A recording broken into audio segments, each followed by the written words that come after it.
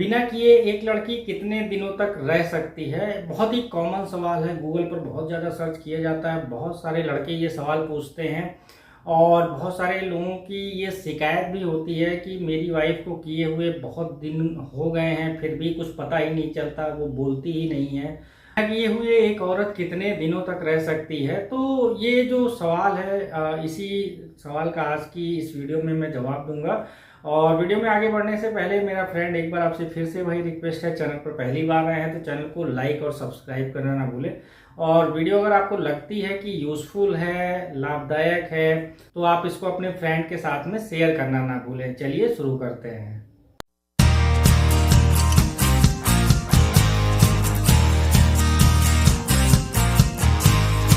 सबसे पहले यहाँ पर आपको ये समझने की ज़रूरत है कि जो महिलाएं होती हैं, महिलाओं में महीने में कुछ ऐसे पीक डेज होते हैं जिनमें उनके जो हार्मोन्स होते हैं वो डिफ्लेक्टेड होते हैं। महिलाओं के अंदर चार हार्मोन मेन होते हैं: oestrogen, progesterone, luteinizing hormone, follicle stimulating hormone.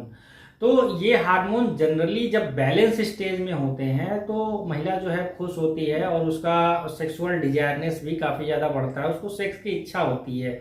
लेकिन महीने में कुछ ऐसे पीक डेज होते हैं, जैसे अगर आप पीरियड की बात करें या पीरियड के जस्ट पहले की बात करें, जिसको प्री मेंस्ट्रुअल पीरियड बोलते हैं, और इसमें महिलाओं के अंदर प्री मेंस्ट्रुअल सिम्टम्स भी आते हैं। अब ये प्री मेंस्ट्रुअल सिम्टम्स का मतलब ये होता है कि जब भी महिला को पीरियड आने वाला होता है, उसका महीना आने वाला होता है, तो उसके पहले उसके पेट में काफ़ी ज़्यादा दर्द होता है, ऐंठन होती है, बदन में दर्द होता है, तो कई तरह की समस्याएं उसके साथ में होती है। ऐसा इसलिए होता है क्योंकि इस समय जो उसका हार्मोन होता है, ये जो चारों हार्मोन के मैंने नाम यहाँ पर बताए, वो बड़े डिस्टर्ब होते हैं। कोई किसी हार्मोन का लेवल बहुत ज़्यादा ऊपर हो जाता है नॉर्मल से, किसी का बहुत ज़्यादा नॉर्मल से नीचे हो जाता है।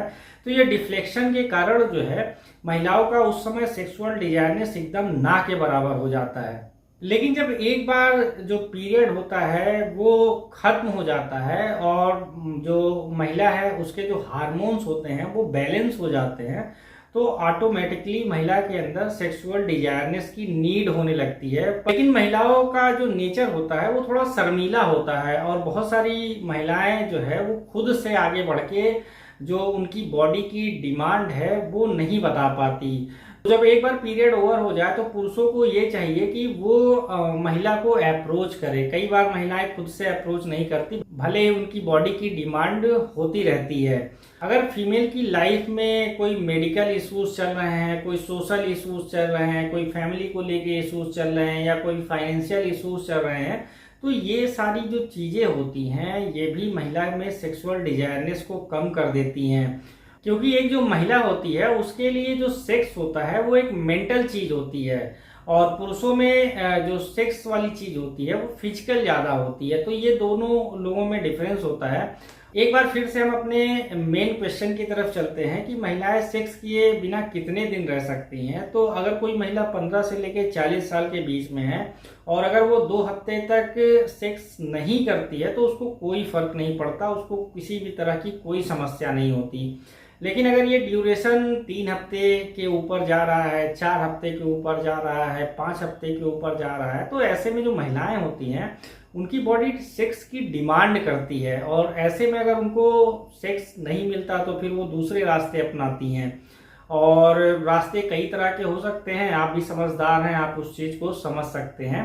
ये जो ड्यूरेशन है जिसमें महिला को सेक्स 6-7 महीने तक नहीं मिल पा रहा है, तो ऐसे में महिलाओं को थोड़ा सा इशू होता है, उनका जो वजाइना होता है वो भी ड्राई होने लगता है। तो जो लोग भी मैरिड हैं या जो भी कपल्स साथ में रह रहे हों, तो कम से कम हफ्ते में एक बार उनको सेक्स परफॉर्म जरूर करना चाहिए, जिससे कि दोनों की बॉडी जो है वो अच्छी बनी रहे।